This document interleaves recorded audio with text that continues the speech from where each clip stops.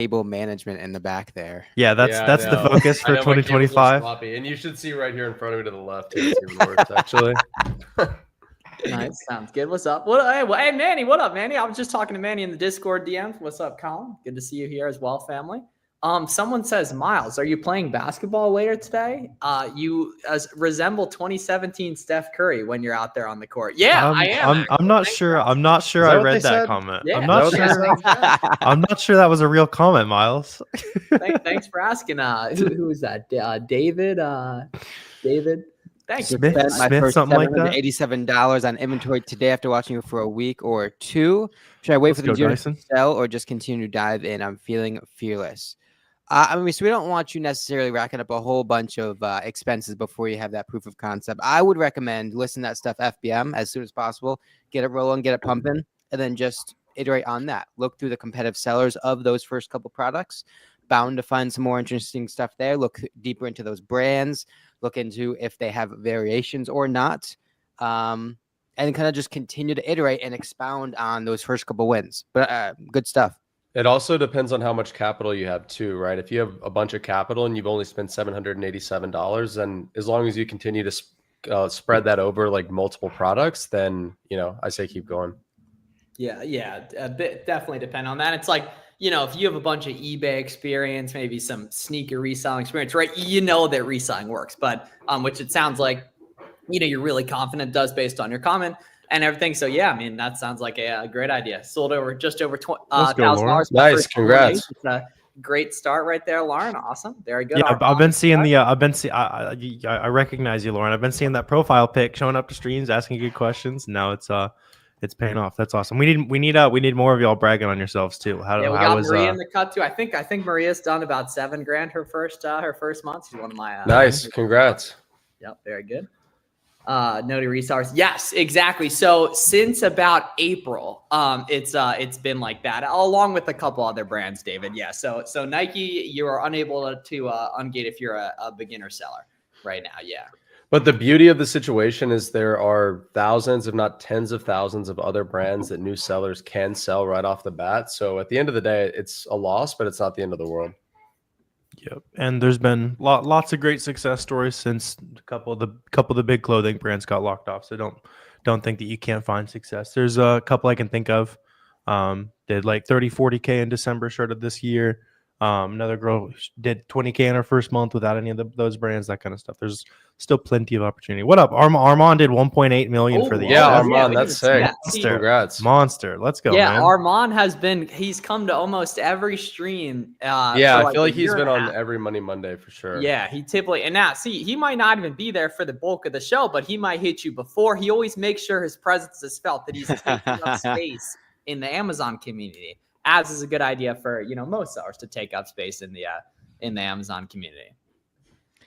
Corey, is it normal? Oh man, you can do way more than that. Man, you should be shooting for 50K next December alone, my man. Right? That's only for sure. 20-25K of good inventory spend right there, man.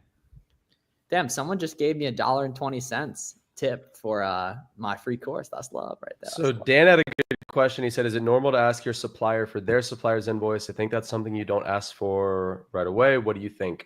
So yeah, I wouldn't ask for it right away. But you should be buying if you're buying from distributors, you should be buying from distributors that are clearly buying from the manufacturer, right? Like large distributors that have been in business for a while, that are clearly authorized, should be the only ones that you're buying from.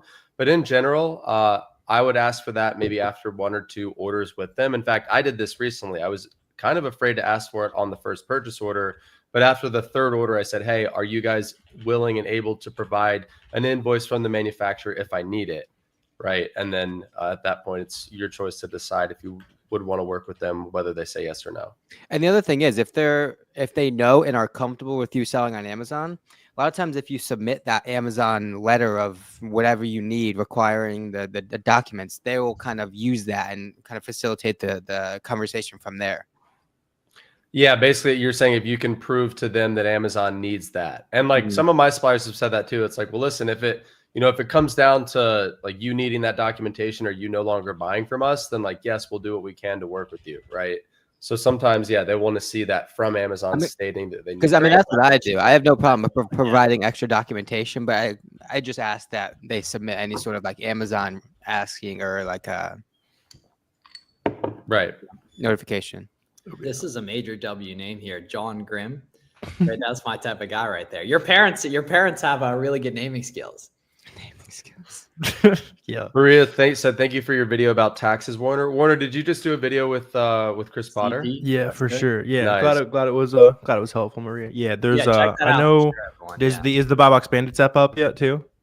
Yes, yeah. Oh, Buy Box Bandits cool. with Chris Potter. Yeah, so on my channel, Fields of Profit, and then Buy Box Bandits both got good interviews with our friend Chris. How is it doing, Miles? Have you checked? Good. Yeah, they both have good interviews for you guys if you're trying to figure out how to get your taxes done, that kind of stuff. I know it was definitely overwhelming my first year, so I just always good resource for you guys there. Illegal. Oh yeah, of course. We're it feels like it. We're having Chris Potter in to talk with the community. I think this Thursday night about taxes and bookkeeping stuff. So it's especially important this time of year. Like you want to make sure you're starting off the new year with clean books, with a business that's on a good financial foundation. Happy New Year. First 1K first week. That's what's up. Go, nice. Man. That's what's up. Good work. 50K right there. When is the right time? Honestly, whenever you're ready to, really, really lock in and commit. You know what I mean? I think, Q1's a great time to do it. And you'll have the whole year to get ready for the easier times of the year, and back to school in Q4 and such right there. So, go ahead and apply for that, Zoe boy. Let's see. Miles, Dan is still holding down the slot as the most viewed Buy Box Bandit YouTube video. Oh, 1,000 ASINs? Yeah, pushing. Yeah, I had dinner with him the other night. Yeah. It's a vibe. There. Grubbing some seed oils. Carlos from Canada doing all right. What's up, Carlos? What's up, guys? Unfortunately, not much opportunity for you to do FBM up there. It's kind of near impossible, but lots of money to be made still, though. In Canada, you're saying? Yeah, just because you have to mail it so far, and our mail is subsidized too, so it's cheaper. Yeah, hopefully they become the 51st state, so then they can FBM. Whoa. So I consider traveling outside California for cheaper RA prices. Nah, stay at the crib and do RA. The cool thing is California actually has phenomenal RA. So like retailers don't really like groceries, for example, probably change price, but like a lot of like RA products won't.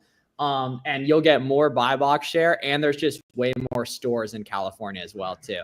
On that, hey Manny, don't give us any ideas, Manny. Don't give us any ideas right there. Yeah, that would be sick. A Seller Amp Walmart integration. Janelle had a question here. So she said, once I submit an SDS for a hazardous product or dangerous good, what comes next? So Janelle, if Amazon accepts that, they'll allow you to ship that product into the hazmat specific FBA fulfillment centers. So just make sure that you're following federal regulations and shipping a hazmat product into FBA there.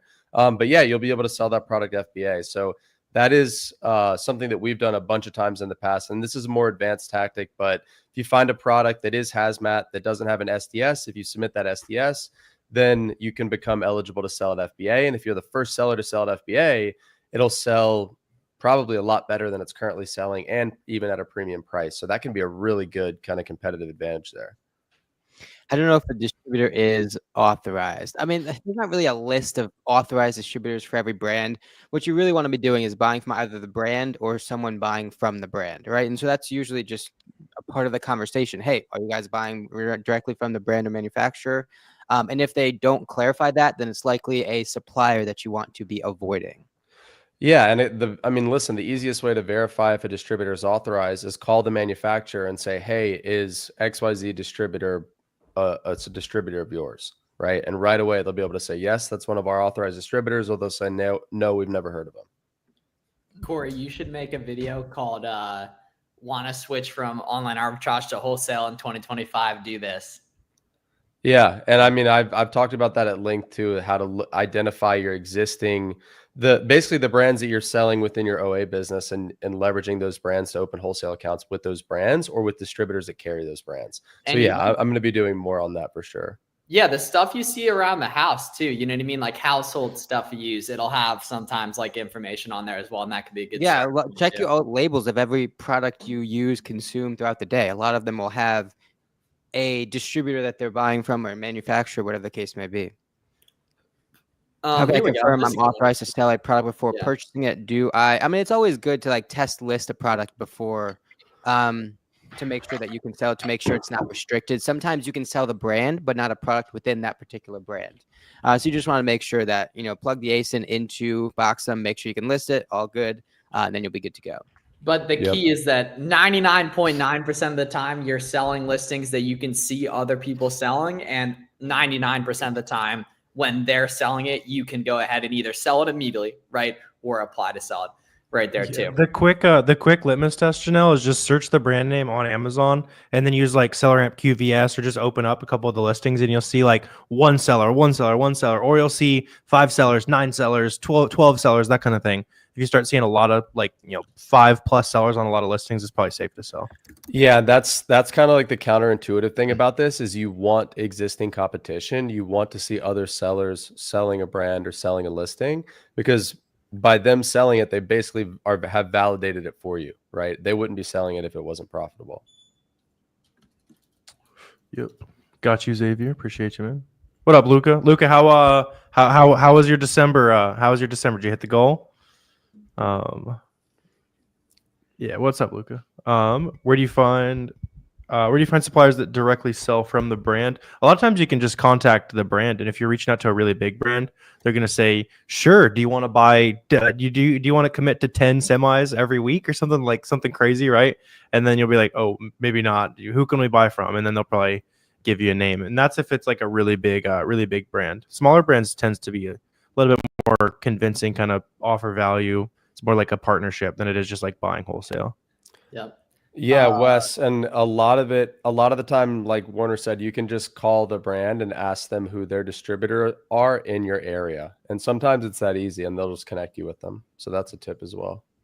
That's facts. How to ungate any product as I'm gated on everything. So yeah, there's certain stuff that you are going to be able to sell right from the get-go without providing documentation, although basically everything you're able to sell with providing documentation, except a couple larger brands.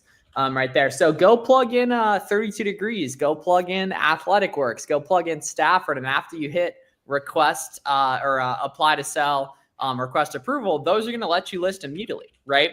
Other brands that do require purchase documentation, just watch one of our ungating tutorials on this as well too, and everything. So here we go. So statistically, Warner and I have probably the most successful Amazon sphere one, but then Corey covers wholesale, for example, right? So we all teach different things, Dyson. Yeah, right there's there, no exactly. No need to step on toes. Yeah, Miles and I work together, and Corey teaches wholesale. And Garrett actually helps us too. So yeah, and Garrett helps me by selling product to my community. So it's like everybody's kind of working together. Keep the money in the family. Even people that are like theoretically competition on Amazon and talking about Amazon, that kind of stuff, Dyson, if you're like making the right friends, it rises all ships, right? That's like everyone loves SunMax. Everyone just drop another 6-hour free course on YouTube as well. 8 hours. Yeah, that's crazy. 8 hours. Yeah, so y'all go check that out too. Mine will come out to like 5-ish hours dropping here in a few days. So fire away on that thing. Yeah, fire away. We're overwhelming you guys with value in 2025. And we'll be doing these live streams every Monday, 5 p.m. Eastern, guys. So show out, ask your questions. And we're, looking to help you guys as much as possible and everything. And I don't know why, but there's like a couple like big online arbitrage sales just started, and it's retail arbitrage clearance season for a lot of retailers. So check your local discount stores. You're going to see a lot more clearance tags than normal. Actually, I went to Marshall's today, and I was kind of shocked by how much stuff was on clearance. And everything. So, get out and check those local stores. They need that last week of the year revenue boost for the shareholders. So they're fire sale and stuff. About Walmart, like marking down a ton that's of Legos. January right now. I think if I remember correctly. It used to be a big thing for RA sellers, like Lego across all Walmarts. Yeah. I was finally running the numbers on the Lego I bought like 3 years ago. A bunch of it's up like 100 to 150% after Amazon fees, and everything. So interesting stuff. So this is a good question. What are the chances that suppliers can prep products for you and ship to Amazon? You won't know until you ask, first of all. The other thing is that a lot of people forget about is Amazon will actually label your inventory for 55 cents. Not going to bundle it or anything, but if it's like a single unit SKU, single unit ASIN, and your suppliers are willing to just slap a box label on the outside of the case pack, send it right straight to Amazon. The 55 cents is likely going to be cheaper than any prep center you use, depending no matter the volume. So that's an option. As well as, I mean, if you have a good relationship with your suppliers or distributors, there's a good chance they will accommodate that as well. Yeah, it's crazy. A lot of people don't realize that Amazon will apply FNSKU labels to your products for 55 cents per unit. And that's pretty much what my entire business model is built around. Our suppliers either prep our products for us and ship them to FBA, or we just send them the box labels and the case labels, and then they ship them to FBA, and Amazon labels them for us. So it's a huge time saver at the end of the day, and it keeps you from having to pay a prep center in a lot of cases if you set it up properly. Well, the other thing is, depending on your supplier, a lot of them offer free shipping over a certain threshold. And so if they are sending straight to Amazon, then they are no longer paying shipping. That's another thing that they may not even realize. So if they offer free shipping, regardless of how big the order is, you can offer that as an extra benefit on top of your order to have them just simply slap a label on the outside of the box, assuming it's case packed and you're good to go. Yep. Yeah, that's a cheat code. What's up, Pete? How you doing, man? What Pete up, Pete? Bade. Yesterday was sad, Pete. We should have won. Packers lose. Hey, Garrett asked. That's what happens when you put Garrett at quarterback. Actually, it was weird. It was weird when I was watching, and they're like, Garrett Gorral, you're subbing in for Jordan Love. That was weird. Ooh. And then he immediately threw an interception. Yeah, that was pretty weird, Garrett. The problem is I can't see over the linemen. Yeah, So that's true. That's true. That's true. the big bison. Garrett, What Wes is said- So it's a CRM. So Yeah. it's a tool that we made for Amazon wholesalers, prospective Amazon wholesalers, to just kind of manage your entire pipe flow. Accounts that you're reaching out to, accounts in your pipeline, accounts you've already opened.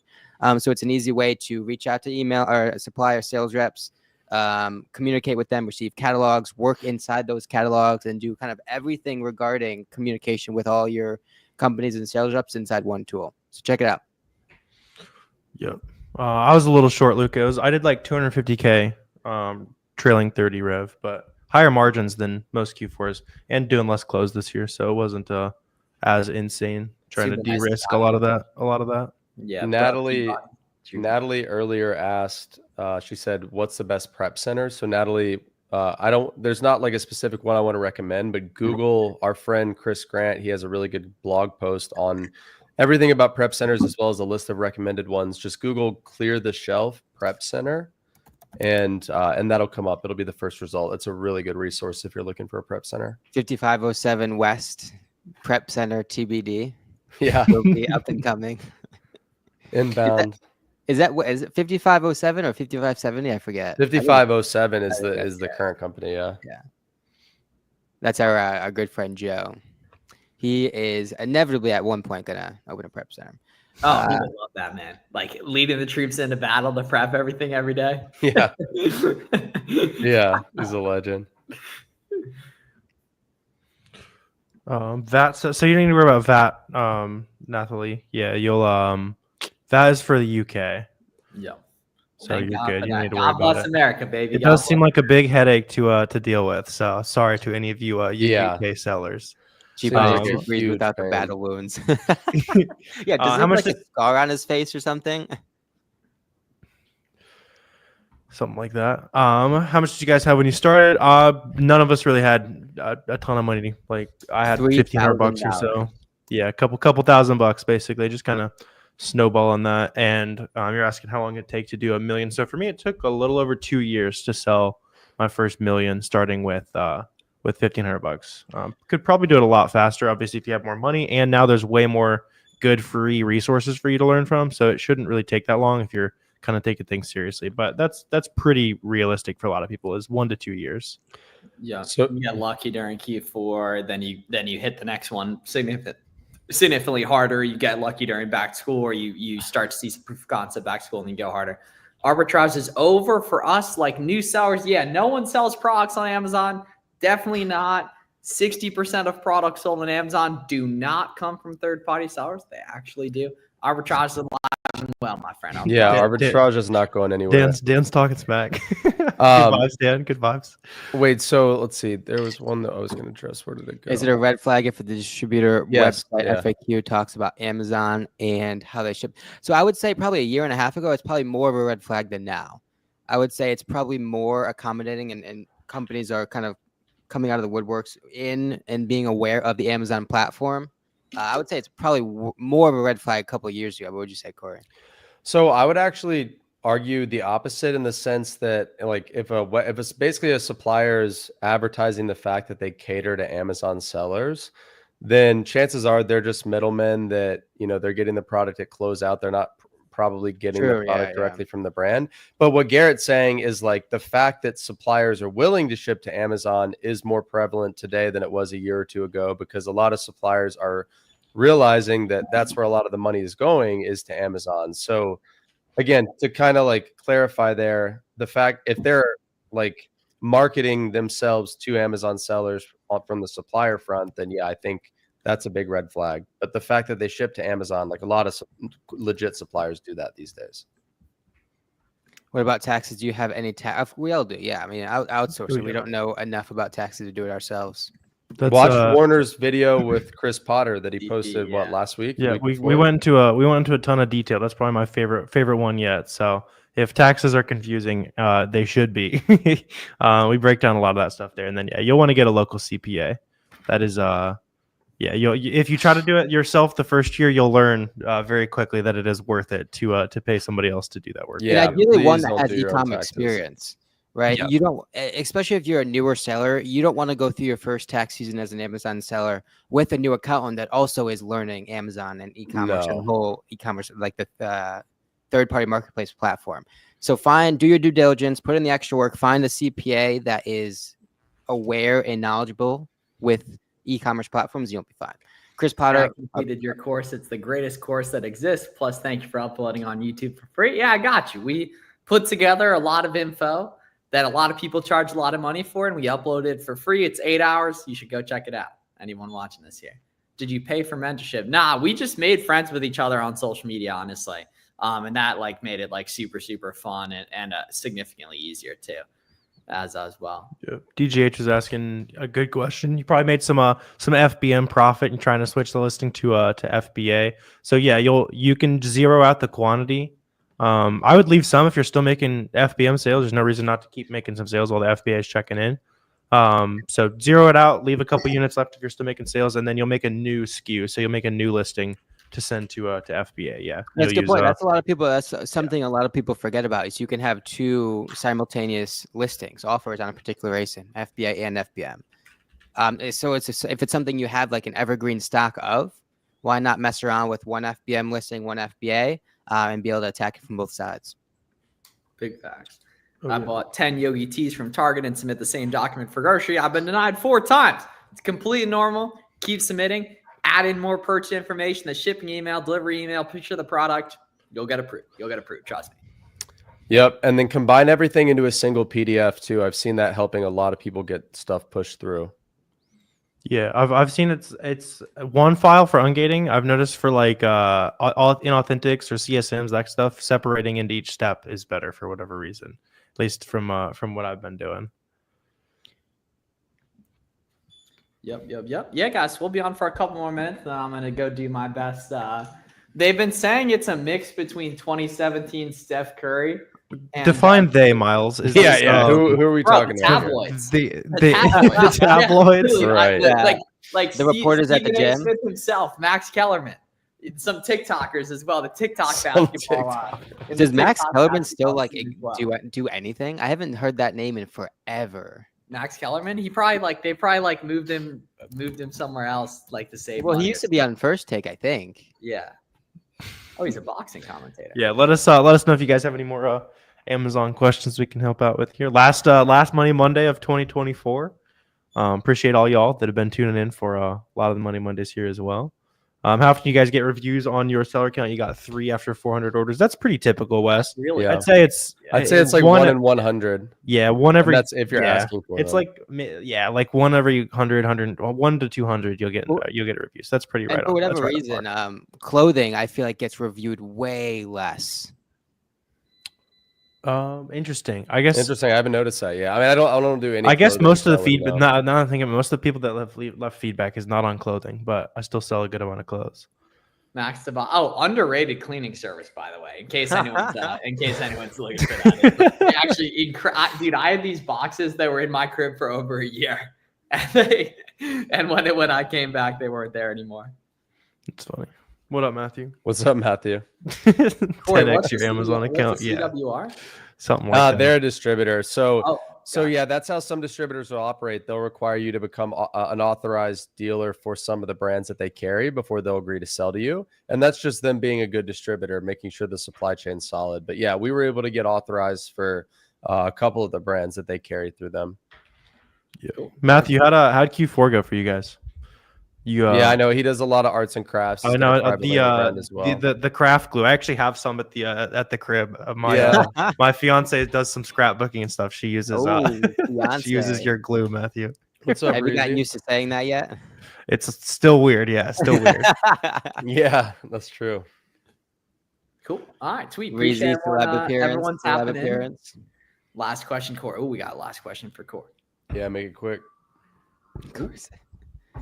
UPS lost inbound package to Amazon. I called Amazon. They told me to call UPS because there was a fault. Then UPS told me to try to get it reimbursed once the shipment gets closed. Then file for a reimbursement case, and they'll just ask for some documentation. Yeah, submit everything possible: tracking information, screenshots, invoices, all the good stuff. Cool. Oh yeah. Appreciate everyone tapping in here. Let's see, and then let's see. Would you email first, then follow up with a call? Because that'll give you something to talk about, or you just straight up call? Just straight up call. Yeah, just call. It's quicker. Call. Yeah, way quicker too. Cool. All right. Appreciate everyone tapping in. We'll see you guys next year. Haha. It's like a Garrett right there. Very good. Very good. That's a good knee slapper there, Miles. That was great. That was good stuff. Thank you. Yeah. Got you guys right there. That was just for they asked me in the comments to do that. Yeah. Okay. Yeah. Comments are loud today. Right. There's a lot of really loud comments today, Miles. There's a lot of chirping going on. There is. Happy New Year, fam. Y'all have a good New Year's Eve celebration tomorrow, and excited for 2025 with all you guys. All right. See you guys. Let's get after it. See you guys. Y'all have a good one. Peace.